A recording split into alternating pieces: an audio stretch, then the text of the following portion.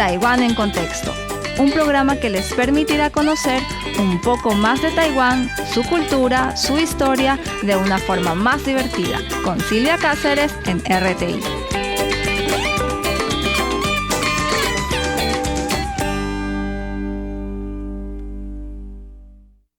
Hola queridos oyentes, les saluda Silvia en otro lunes de Taiwán en Contexto por Radio Taiwán Internacional.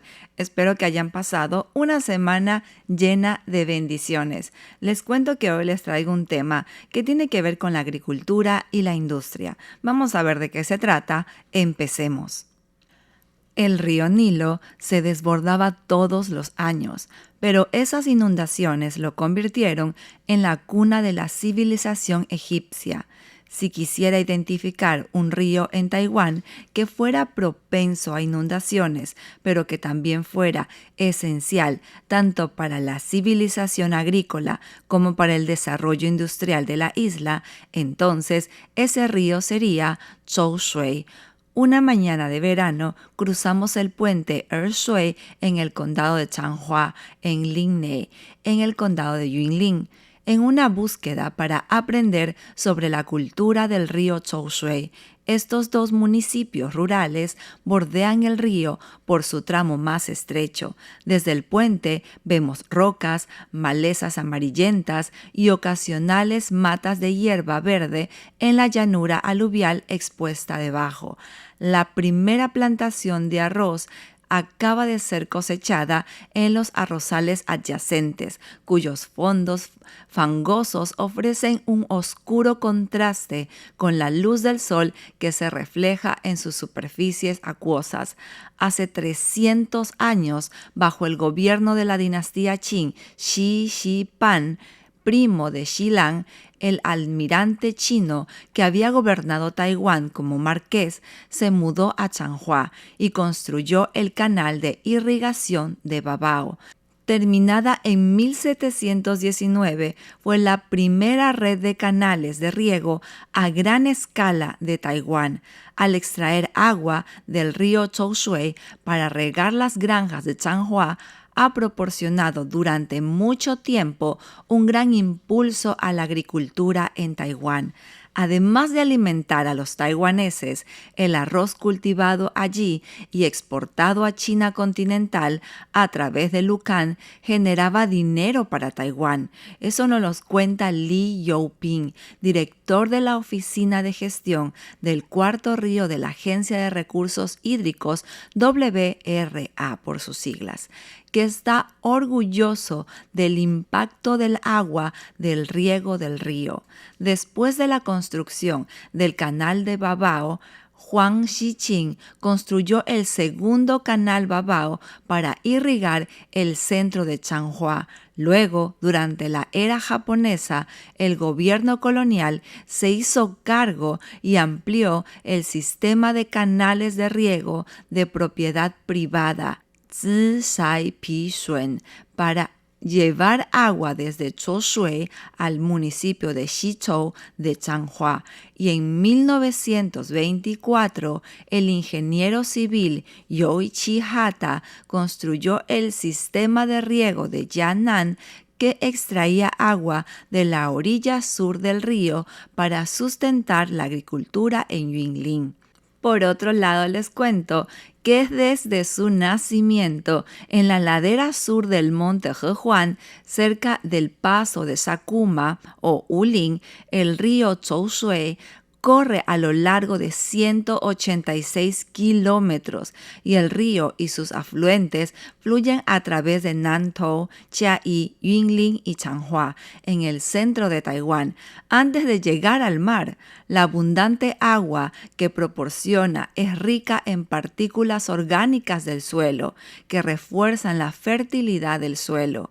Li explica que la cuenca de Zhou Shui recibe un promedio de 2.500 milímetros de lluvia al año. repartidos en una superficie de 3.156 hectáreas. Esto equivale a 7.500 millones de metros cúbicos de agua, debido a que en los tramos superiores y medio de la cuenca predominan las pizarras, lutitas y areniscas propensas a la erosión. El agua del río tiene un alto contenido de turbidez y sedimentos. ¿Cuál es más turbio, el río Amarillo o el Chou Shui? Esta pregunta retórica la plantea Zhang Shuping, profesor del Instituto de Graduados en Historia de Taiwán de la Universidad Nacional Normal de Taiwán. Ella explica que el Chou Shui solía tener el mayor contenido de sedimentos por unidad de superficie de cualquier río del mundo que se origine a una altura superior a los 3.000 metros. Desde Pizhitou Cap en Ershui, el río se extiende hacia afuera para fomentar un abanico aluvial. El delta, que abarca 40 kilómetros, es el más grande de Taiwán. El sedimento rico en materia orgánica que lo creó ha convertido el área en el granero de Taiwán.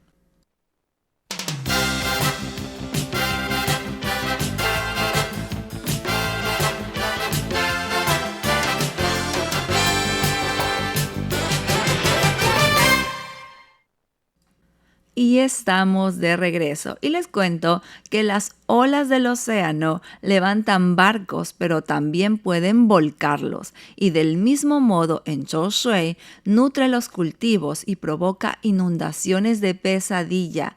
Los ríos de Taiwán tienden a ser empinados y de caudal rápido, y el Chou Shui no es una excepción, dice Li. Una gota de agua que fluye desde las estribaciones del monte Hehuan a través del río Chou Shui tarda solo 2 o 3 días en llegar al mar en condiciones normales. Y durante un tifón puede precipitarse hacia el mar en tan solo 9 horas. Al principio, los residentes de la cuenca del río utilizaron gaviones para guiar el flujo del río. Con tiras de bambú se formaban cestas cónicas que se llevaban a las orillas de los ríos, donde se llenaban con piedras y con paja en los huecos. Estos gaviones se utilizaban para desviar el flujo del agua para riego y drenaje.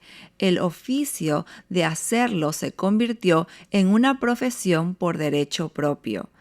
Es así que Zhang Shuping, que creció comiendo arroz cultivado con agua del río de Chou Shui, describe a los de Chou Shui como muy temperamentales.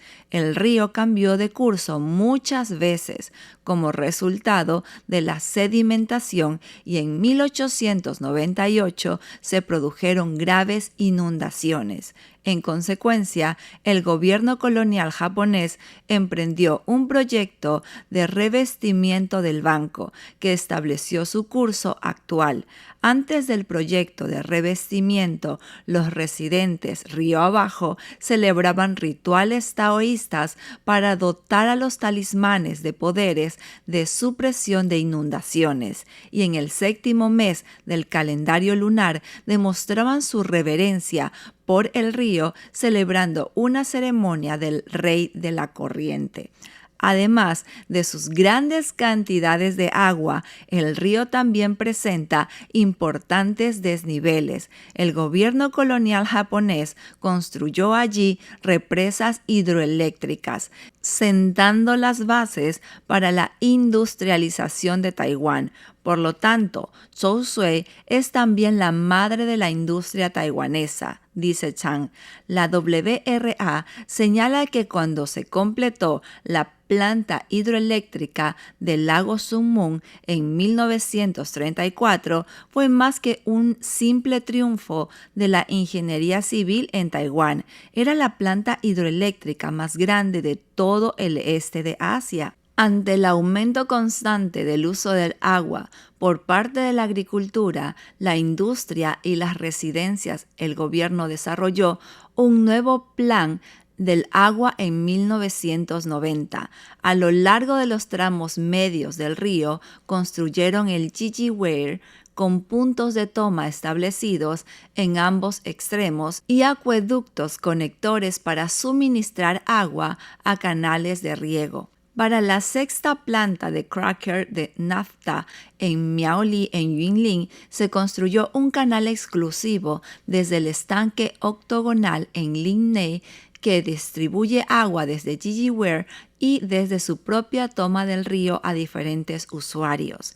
En el 2010, el gobierno elaboró planes para la fase 4 del Parque Científico Central de Taiwán en el Parque Industrial Erling, que incluía desviar agua del sistema de riego de Sicai Pizuen, el segundo más grande de Changhua, para uso industrial. El plan encontró una fuerte oposición de los agricultores y la evaluación de impacto ambiental tardó 9 años en completarse. Ningún río de Taiwán ha sido gestionado más intensivamente que el de Zhoushui, afirma Chang. Vinculado durante mucho tiempo al desarrollo de la agricultura y la industria de Taiwán, el río ha sido tradicionalmente visto como una línea divisoria política entre el norte y el sur. Según la leyenda, el agua inusualmente clara del río Zhoushui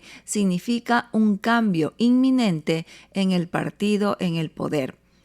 La cuenca del río Zhoushui también ha servido como cuna de la literatura. Los escritores nacidos allí, entre ellos Zhang Shuping, Wu Shen, Thomas Tamapina y otros, han mostrado gran preocupación por la conservación del agua. Por otro lado, el Nilo, el río más largo del mundo, se desbordaba cada año. El suelo fértil que dejaba esta inundación contribuyó al surgimiento de una de las civilizaciones clásicas más importantes de la historia.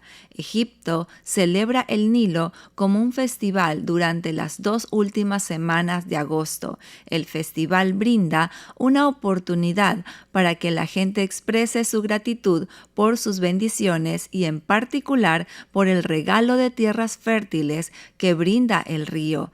De manera similar en Taiwán, la gente expresa su agradecimiento a los Zhoushui de diversas maneras.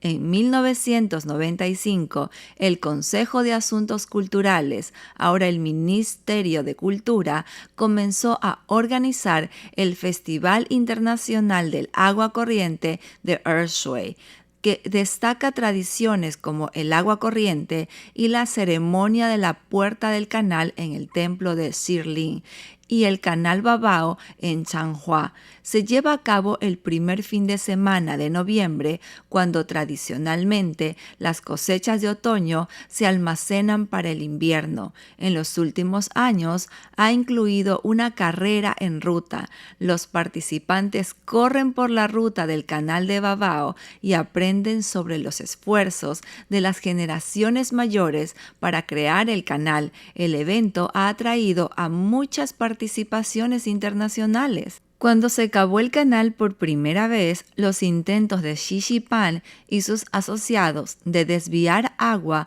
hacia él fracasaron repetidamente. Según la tradición, un anciano de apellido Lin dibujó diagramas y les enseñó cómo hacer gaviones y construir estructuras para guiar y atrapar el agua del río, lo que finalmente les permitió llenar con éxito el canal para riego. Sus contribuciones están conmemoradas en un templo junto al canal de Ershui, que lleva su nombre. La tradición dice que los orígenes del Festival de Agua se encuentran en un ritual local que surgió después de la construcción del canal.